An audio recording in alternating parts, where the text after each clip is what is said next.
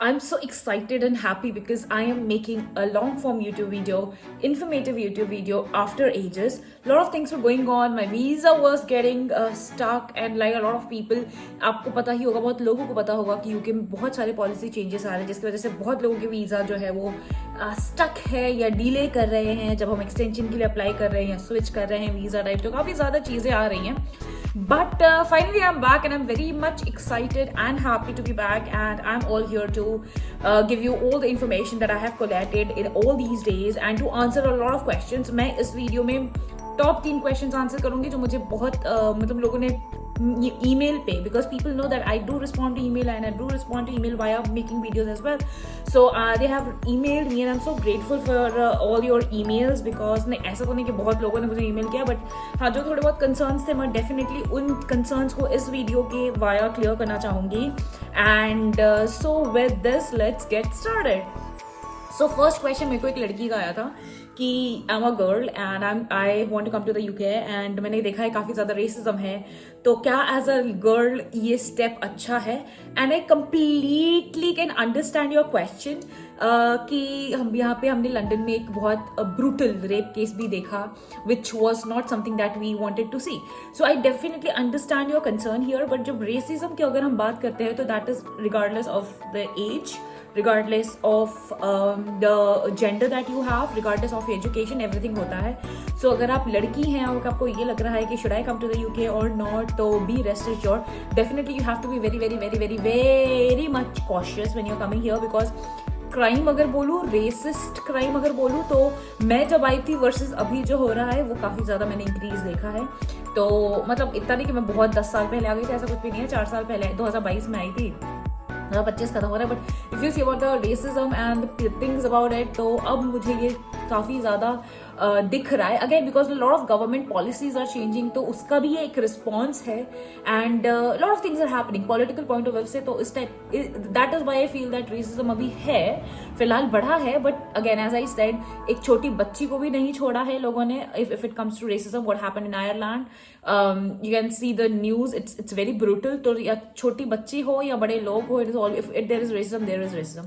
तो regardless of the gender, but so I would say that it's on you. But racism सिर्फ लड़कियों के लिए है या एज अ लड़की आपको ये करना चाहिए, ऐसा नहीं है. आपको अगर आना है, your student visa has been approved, you want to come, then definitely stay within the campus और stay in the student accommodation. Be very much cautious when you are going out. ये सब चीज़ें आप follow कर सकती हैं. But या I would say that if you have got everything approved and if you want to come, then सिर्फ इस चीज़ के लिए अपने आप को ना रोकें. Best of luck. The second question that was very crucial for me to answer and that we are going to talk about it today is it worth coming to the UK now, that is in 2025 or 2026 intake?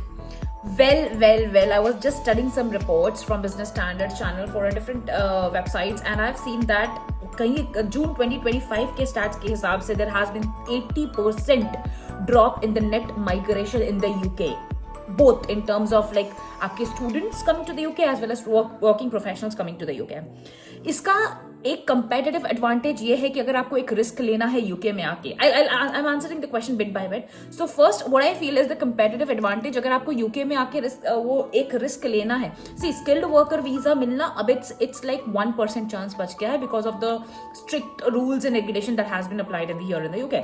बहुत लोगों ने policy changes देखा होगा, लेकिन अगर फिर भी एक कंपेटिटिव एडवांटेज लेना है, अगर आपको लगता है आपके स्किल्स एट पार है, तो definitely go for it. I'll tell you why.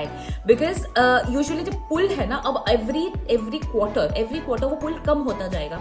जितने इनटेक है, कितने कॉलेजेस लॉस में जा रहे हैं, तो जो नंबर ऑफ स्टूडेंट्स अब पास आउट कर रहे हैं, जो एकदम 2020 में एकदम पीक आउट कर गया था, वो अभी एकदम पीक डाउन पे आ गया है. तो आपको एक कंपेटिटिव एडवांटेज ये मिल सकता है कि लोग काफी कम होंगे, तो you can actually look for good jobs and if you have the skills you might get hired as well. और ऐसा नहीं है कि कोई भी कंपनी हायर नहीं कर रही है, बट हाँ the percentage has been reduce. I was actually checking few of the top companies like Monzo and Revolut and everything. But हाँ बहुत बड़ी कंपनीज का भी मैंने देखा, उन्होंने क्लियरली लिखा है कि they can not sponsor visa. So ये एक चीज है, बट एक कंपेटिटिव एडवांटेज भी है. तो दैट आई वुड से कि if you can consider that. Second thing is like कि अगर आप बहुत ज्यादा एज पर है फाइनेंसिस के और अगर आपको ऐसा है कि आते ही आपको पार्ट टाइम चाहिए, आते ही आपको फुल टाइम चाहिए, तो आप नहीं आइए. क्योंकि पार्ट टाइम मिलना फुल टाइम मिलना, स्किल्ड वर्कर मिलना, तीनों ही। पहले हेल्थ केयर सेक्टर बहुत ईजी था, आप केयर वर्कर बन सकते थे, बट अब with the new rules and regulations, it is not possible. It is literally not possible. I'm not even giving you false hopes. It is not possible. तो हर sector को बहुत ज़्यादा अच्छे से रेगुलेट किया जा रहा है, and I can actually see lots like government becoming strict again, like on every term and on every sector. तो अगर आप बहुत ज़्यादा on the brink of downfall है कि अगर आपको नहीं मिला जॉब तुरंत तो आप नहीं सस्टेन कर पाएंगे, तो मत आइए UK, because it's not easy.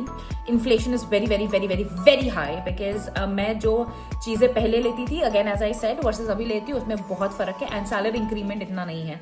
मतलब गवर्नमेंट को बेसिक चीज़ें भी नहीं पता है कि अगर आपका इन्फ्लेशन इतना ज़्यादा हो रहा है, अगर आपकी ग्रोसरीज के प्राइस इतने ज़्यादा बढ़ रहे हैं, तो आपका जो बेसिक रेट हमें दिया जाता है वो बढ़ना चाहिए. Like the pay that you give not पर आवरली में बात करें तो टैक्सेशन रिलीफ में जो पे होता है वो 12,507 जो होता है वो बढ़ाना चाहिए, बट गवर्नमेंट ने वो भी नहीं किया. And I don't see them doing this any time soon. तो वो बहुत ज़्यादा रहना, cost of living is very high. So make sure you think about it कि कैसे करना है. And third and most important thing I would like to address here is, आज के डेट में अगर आप कोई भी कंट्री उठा ले तो every country is getting strict on the immigrants policy.